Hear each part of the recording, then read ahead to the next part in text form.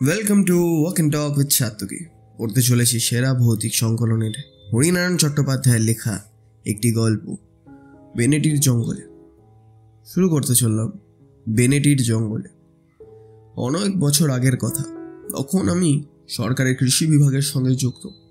আমার কাজ ছিল গায়ে গায়ে ঘুরে চাষাবাদের তদারক করা, চাষের ব্যাপারে চাষিদের কোনো অসুবিধা হচ্ছে কিনা দেখা।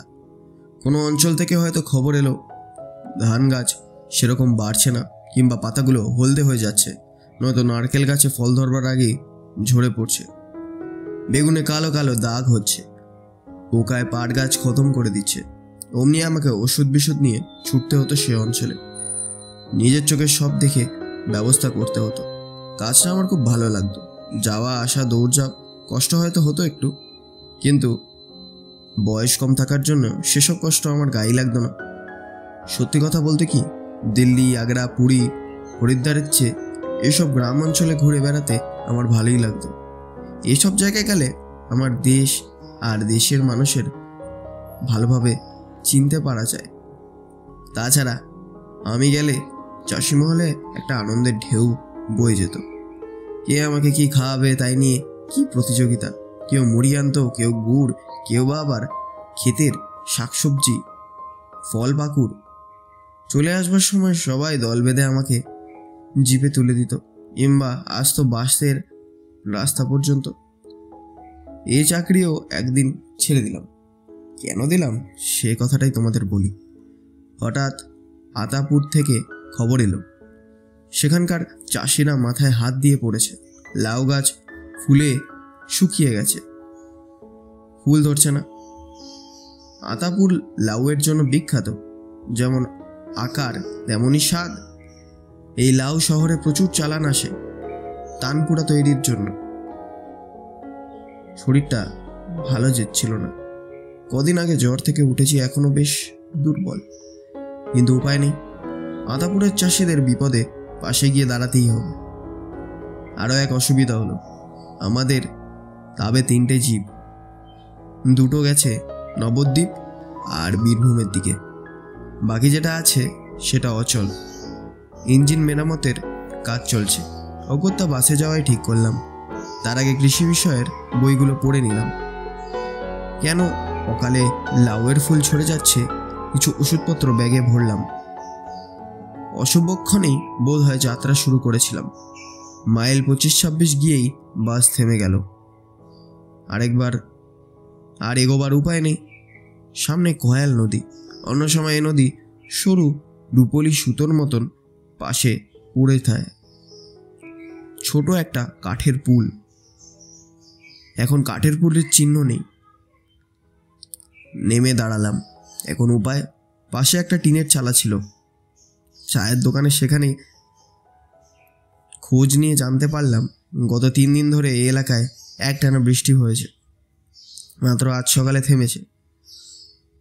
ফলে আশপাশকার নদী নালা কুল ছাপিয়ে বৃষ্টি হয়েছে। মাত্র আজ সকালে থেমেছে, ফলে আশপাশের নদী নালা কুল ছাপিয়ে গায়ের মধ্যে ঢুকে গেছে। চাষবাস সব নষ্ট। অনেকেই বাড়িঘর ছেড়ে উঁচু জমিতে আশ্রয় নিয়েছে। সর্বনাশ! কি উপায় হবে? এতটা পথ এসে ফিরে বা যাই কি করে? চায়ের দোকানের লোকটাকে জিজ্ঞাসা করলাম।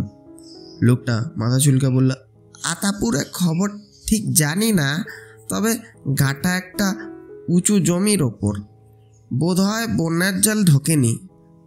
আতাপুর যাব কি করে?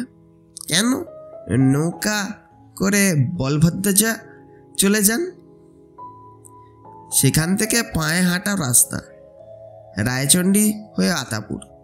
তবে পথে জল পড়বে কিনা জানি না। ঠিক করলাম বরাত ঠুকে রওনাই দিই। আকাশের অবস্থা খুব ভালো নয়। বৃষ্টি থেমেছে বটে, তবে আকাশ জুড়ে কালো মেঘ ঘোরাফেরা করছে। যে কোনো মুহূর্তে বৃষ্টি শুরু হয়ে যেতে পারে। তার উপর ফিরে যাবার রাস্তাও বন্ধ। বাস ফেল রেখে ড্রাইভার আর কন্ডাক্টর সরে পড়ছে। সামনে দেখলাম কয়াল নদীতে গোটা 3 নৌকা পরাপর করছে। ব্যাগ কাঁধে ফেলে একটা নৌকায় চেপে বসলাম। মিনিট 20 মধ্যেই ওপারে বল্লভডাঙ্গা পৌঁছে গেলাম। রায়চণ্ডী পর্যন্ত অনেকেই সঙ্গী হলো। তারপর আতাপুরের রাস্তায় আমি একলা। মনে হলো এদিকে বন্যার প্রকোপ বেশি নেই, কিন্তু আতাপুরের কাছে গিয়েই দেখলাম দুপাশে জলের স্রোত। ক্ষেত খামার সব জলের তলায়, দুপাশের বাড়ি খালি, লোকজন সব সরে গেছে। গায়ের মাঝখানে কৃষি বিভাগের বাড়ি, একতলা অফিস, দুতলায় থাকার ব্যবস্থা। আমি এলে দুতলাতেই থাকি। অফিসের সামনে গিয়ে যখন পৌঁছালাম তখন অন্ধকার নেমেছে, চারিদিকে ব্যাঙ আর তক্ষকের ডাক।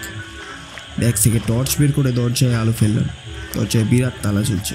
সর্বনাশ, এখানে রাত কাটাবো কোথায়? ব্যাগের মধ্যে পাউরুটি আর কলা এনেছিলাম, তাও শেষ করে দিয়েছি। আশপাশের বাড়ি বন্ধ, লোকের আশ্রয়ের জন্য যে যেখানে পড়েছে পালিয়েছে। যদিও আদাপুরের গ্রামটা উঁচু জায়গায়, তবুও জোর করে কিছু বলা যায় না। বন্যার জল বাড়লেই গ্রামে ঢুকে যেতে পারে। নিরুপায় হয়ে এদিক ওদিক দেখলাম, কোথাও কেউ নেই। রাতটা হয়তো অদ্ভুত অবস্থায় কৃষি অফিসের বারান্দাতেই কাটাতে হবে। সেটাও মোটেও নিরাপদ নয়। কিছুটা এগোতেই নজরে পড়ল পাশের একটা কুড়ে ঘর থেকে আলো দেখা যাচ্ছে। তার মানে লোক আছে ভেতরে। এগিয়ে গিয়ে বললাম, কে আছে? বাইরে এসো। দীর্ঘ একটা ছায়া। কাছে আসতে লণ্ঠনের আলোয় চিনতে পারলাম তিলক, কৃষি অফিসের বেয়ারা। সকলের ফরমাস কাটে, ধরে প্রাণ এলো। তিলকের কাছে নিশ্চয়ই অফিসের চাবি আছে, বাইরে রাত কাটাতে হবে না। জিজ্ঞাসা করলাম, আমার চিঠি তোমরা পাওনি? তিলক ক্ষণক্ষণে গলায় উত্তর দিল, আর চিঠি? চারিদিকে যা ব্যাপার, জীবন আসছে না কদিন ধরে, চিঠি বিলি করবে কি? দাও অফিস ঘরের চাবিটা দাও। চাবি তো সুন্দরবাবুর কাছে, তিনি চাবি দিয়ে চলে গেছেন। চলে গেছেন? কোথায়? তার বাড়ি নন্দীপুর। নন্দীপুর? সুনন্দবাবুর বাড়িটা জানতাম। আতাপুরের আর নন্দীপুরের পাশাপাশি গ্রাম, মাঝখানে 2.5 মাইল।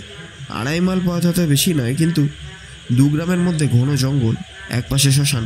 দিনের বেলা খুব প্রয়োজন না হলে জঙ্গলে কেউ ঢোকে না। বছরখানেক আগে সুনন্দবাবুর সঙ্গে একবার তার বাড়ি গিয়েছিলাম, কিন্তু সেই দিনের বেলা। তাও দেখেছি ছুপসে অন্ধকার। তিলকের কুড়ের যা অবস্থা, তাতে রাত কাটানোর প্রশ্নই ওঠে না। একমাত্র উপায় নন্দীপুরে চলে যাওয়া। আকাশে মেঘের ফাঁকে ফাঁকে চাঁদের আলো রয়েছে, পথ চলতে অসুবিধে হওয়ার কথা নয়। তিলককে তাই বললাম, তাহলে আমি নন্দীপুরেই চলে যাই এই রাতে। এছাড়া আর উপায় কি? এখানে থাকবে কোথায়, খাবে কি? তা অবশ্যই ঠিক। চলে যাই। রাম নাম করতে করতে। রাম নাম করতে হবে কেন? মাঝখানে শ্মশান পড়বে তো, অপদেবতার উপদ্রব, এইসব বলল সে। ভূতের ভয় আমার কোনো কালই ছিল না, কাজেই সেদিক থেকে কোনো অসুবিধা নেই। একমাত্র ভয় ছিল দুর্বৃত্তদের। কিন্তু দুর্বৃত্তরা আমায় কী বা না নেবে? হাতঘড়ি, টর্চ, সামান্য কিছু টাকা, এসব ভেবে কোনো লাভ নেই। নন্দীপুরে যাওয়া ছাড়া আমার আর অন্য পথ ছিল না। 2.5 মাইল পথ যেতে বড় জোর 2.5 ঘন্টা লাগবে। একবার সুন্দরবাবু বাড়ি গিয়ে পৌঁছাতে পারলে আহার আশ্রয়ে 2 মিলবে। ব্যাগটা কাঁধে ফেলে চলতে শুরু করলাম। পথ যতটা সহজ হবে ভেবেছিলাম ততটা হলো না। একেবারে অন্ধকার বন, বট, পাকুড় আর অশ্বত্থের জটলা। গাছ থেকে বিরাট বিরাট সব ঝুড়ি নেমে জায়গাটাকে অন্ধকার করে দিয়েছে। চাঁদের আলো গাছের পাতায় ধাক্কা খেয়ে উলে গেল। টর্চ জ্বালালাম, পায়ে চলা শুরু করলাম পথ। ভূতপ্রেতের ভয় হয়তো করি না, কিন্তু সাপখোপের উপদ্রব তো আর উপেক্ষা করতে পারি না। সাবধানে এদিক ওদিক দেখে এগোতে লাগলাম। একমাত্র ভরসার কথা, হাঁটু পর্যন্ত গামবুট ঢাকা, সবল বিশেষ ক্ষতি হবে না। এই জঙ্গলের নাম বেনেটির জঙ্গল। কেন এ নাম জানি না, জানবার কোনো আগ্রহ ছিল না। কোনো রকমে একটা পার হতে পারলেই বাঁচি। অনেকক্ষণ ঘোরার পর খেয়াল হলো, টর্চের আলোয় হাত ঘড়িতে দেখলাম 3 ঘন্টা পার হয়ে গেছে। যেভাবে হাঁটছি এতক্ষণে নন্দীপুর পৌঁছে যাওয়ার কথা, তাহলে নিশ্চয়ই পথ হারিয়েছি। চলার গতি আরও দ্রুত করলাম। খিদে পেট জ্বলছে, শরীরও দুর্বল লাগছে। কিছুটা এগিয়ে থমকে দাঁড়িয়ে পড়লাম। সামনে অন্ধকার জমাট বাঁধা জোনাকের মতো কী সব চলছে। টর্চের আলো ফেলতেই সেগুলো সব সরে গেল। বুঝতে পারলাম শিয়ালের পাল। টর্চটা এদিক ওদিক ঘোরাতেই দেখলাম চারিদিকে মরার খুলি আর হাড় ছড়ানো। তার মানে শ্মশান। নন্দীপুর যেতে ডান দিকে শ্মশান পড়ে। শ্মশানের মধ্যে দিয়ে যেতে হয় না? তাহলে নিঘাত পথ ভুলে গিয়েছি। শ্মশান ডান দিকে রেখে হিসাব করে পথ বদলালাম। কয়েক পা যেতেই ঠক করে কপালে একটা গাছের ডাল লাগলো। করে কপালে চেপে কিছুক্ষণ বসে রইলাম। তারপর টর্চের আলো উপরের দিকে থাকাতেই শরীরের রক্ত হিম হয়ে গেল। একটা পা গাছের ডাল থেকে ঝুলছে। কেউ বোধহয় কাউকে মেরে গাছের ঢালে টাঙিয়ে রেখেছে। কিন্তু টর্চের আলো যত দূর গেল কেবল পাই দেখতে পাই। শরীরটা কোথায় গেল? কোনো রকম পাশ কাটিয়ে যেতে গিয়ে এই বিপত্তি আবার মাথায় লাগলো। উপরে চেয়ে দেখি সেই পা। কি আশ্চর্য! পাটা এদিকে এলো কি করে? যেদিকে যাচ্ছি পাটাও সেদিকেই ঘুরছে। শরীর ছাড়া পাই বা গাছের ডালে কে ঝুলিয়ে রাখলো? মাথা নিচু করে চেষ্টা করতেই নাকি সুরে কানে এলো,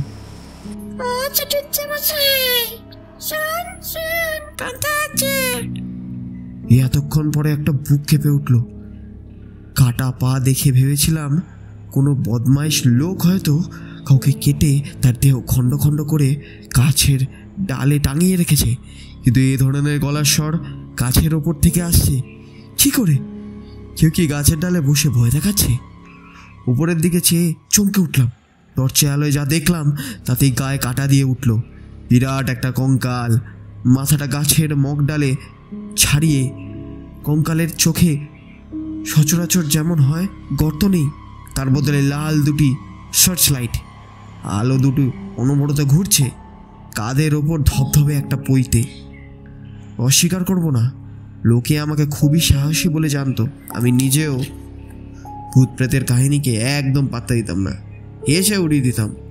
কিন্তু সে রাতে বেনেডির জঙ্গলে চোখের সামনে যে দৃশ্য দেখেছিলাম তা জীবনে ভুলতে পারবো না। সে কথা মনে হলে এখনো মাঝরাতে শিউরে উঠি। ব্যাগটা আকারে ধরে আমি বিদ্যুৎ বেগে ছুটতে আরম্ভ করেছিলাম। কি হলো রে? ছুটছিস কেন? কথাটা শুনে যা। মনে হয়েছিল গলাটা যেন ক্রমেই কাছে আসছে। প্রত্যেক গাছের ডালে বিরাট আকারের সেই কঙ্কালের পা। নিশ্চিত মৃত্যু বুঝতে পেরে আমি পাগলের মতো ছুটতে শুরু করেছিলাম। কাটা গাছ, হাত পা ক্ষতবিক্ষত। কতবার যে গাছের শিকড়ে পা আটকে পড়েছিলাম তার ঠিক নেই। তবু সেই নাকি সুর কোথা থেকে রেহাই দিচ্ছিল না। ওরে তুইও বামুন, আমিও বামুন, তোকে কিছু করবো না, একটু দাঁড়া। বেনেডির জঙ্গলে ছাড়িয়ে যখন সুন্দরবাবুর দরজায় পৌঁছালাম তখন রাতের অন্ধকার কেটে ভোর হয়েছে। শরীরে আর এক বিন্দু স্বস্তি অবশিষ্ট ছিল না। কোনো রকমে একবার দরজার কড়া নাড়ে অজ্ঞান হয়ে পড়ে গেছিলাম। যখন জ্ঞান হয়েছিল দেখলাম বিছানায় শুয়ে আছি, পাশে সুনন্দবাবু, একটা চেয়ারে ডাক্তার। চোখ খুলতেই ডাক্তার বলল, আর ভয়ের কিছু নেই, একটু গরম দুধ খাইয়ে দিন, আর সঙ্গে কাউকে পাঠান, ওষুধ নিয়ে আসবে। বিকালের দিকে শরীর ঠিক হয়ে গেল। বিছানার উপর উঠে বসলাম। সুনন্দবাবু বলল, কি হয়েছে? বুঝতে পারছি না স্যার। বেনেডির জঙ্গলে দুর্লভ চক্রবর্তীর পাল্লায় পড়েছিলেন। দুর্লভ চক্রবর্তী? হ্যাঁ, আমাদের গায়ের পুরোহিত। অবঘাতে মরে বেচারি ব্রহ্মদৈত্য হয়ে গেছে। বামুন দেখতে পেলেই অনুরোধ করে গয়া গিয়ে পিণ্ডি দেওয়ার জন্যে। অবঘাতে মারা গেছে? হ্যাঁ স্যার, শুনুন বলি কাহিনীটা। সুন্দরবাবু বলতে শুরু করলেন। দুর্লভ চক্রবর্তী নিষ্ঠাবান ব্রাহ্মণ। আশপাশের গায়ে পুজো, বিয়ে, পৈতে, অন্নপ্রাশনের কাজ করে যা উপায় করতেন তাতেই তার বেশ চলে যেত। বাড়িতে শুধু বউ আর একটা ছেলে। কিন্তু ভগবান মানুষকে সব সুখ দেন না। ছেলেটা বিশ্ব বখাটে, লেখাপড়া করেই না। বদমাইশির জন্য স্কুল থেকে নাম কেটে দিয়েছিল। বাপু বুঝিয়েছিলেন আমার সঙ্গে চল, বাড়ি বাড়ি পুজোর কাজ শিখবি। ছেলে সেসব কথা কানেও তুলতে না। একদিন অবস্থা চরমে উঠল। দুর্লভ চক্রবর্তীর চর, অথচ গায়ের জমিদার বাড়িতে নারায়ণ পুজো। জমিদার আর নেই, কিন্তু জমিদারির একটা সম্মান তো আছে, জমিদার বাড়ির নামটা তো আছে। মাস খাবারই বন্দোবস্ত, ভালোই দক্ষিণা। দুর্লভ চক্রবর্তী ছেলের খোঁজ করলেন, ছেলে নেই, বোরে আড্ডা দিতে বেরিয়েছে। জমিদার বাড়ির লোক থেকে এসে চেঁচামেচি করে গেল। ছেলে ফিরল দুপুরবেলা। দুর্লভ চক্রবর্তী কাঁথা জড়িয়ে দাওয়ায় বসেছিলেন। রাগে অগ্নিশর্মা হয়ে ছেলেকে যাচ্ছে তাই গালাগাল করলেন, খড়ম ছুড়লেন। খড়ম ছেলের গায়ে লাগলো না। ছেলেটিও অকাল কুষ্মাণ্ডু। উঠোনের ওপর একটা বাঁশ পড়েছিল, তাই তুলে নিজে সোজা বাবার মাথায়। দুর্লভ চক্রবর্তী ছিটকে পড়েছিলেন। চারিদিকে রক্তস্রোত, ছেলে নিখোঁজ। কবিরাজ আসার আগেই সব শেষ। সেই থেকে দুর্লভ চক্রবর্তী বেনেটির জঙ্গলে বটগাছের ডালে বাসা বেঁধেছেন। কারো ক্ষতি করেন না, কেবল বামুন দেখলে অনুরোধ করেন গয়ায় পিণ্ডি দেওয়ার জন্যে। অন্য সময় হলে আমি সুনন্দবাবুর কথাগুলো বিশ্বাস করতাম না, কিন্তু কানে তখন সেই নাকি সুর ভেসে এলো, আচ্ছা টুচ্ছে মশাই, শোন শোন। চোখ বন্ধ করলেই দেখতে পেলাম বিভৎস কঙ্কাল মূর্তি, কাঁধে বইতে দুটো চোখ আগুনের গোলা। শহরে ফিরে এসে চাকরিতে ইস্তফা দিলাম। ধন্যবাদ। ভালো লাগলে সাবস্ক্রাইব করুন আমার চ্যানেল। আর খুব তাড়াতাড়ি আছে, মাত্র 2টা সাবস্ক্রাইবার বাড়লেই 200 হয়ে যাবে। Thank you everyone for giving this channel love. আরও এরকম ক্লাসিক গল্প আসে থাকবে। ধন্যবাদ।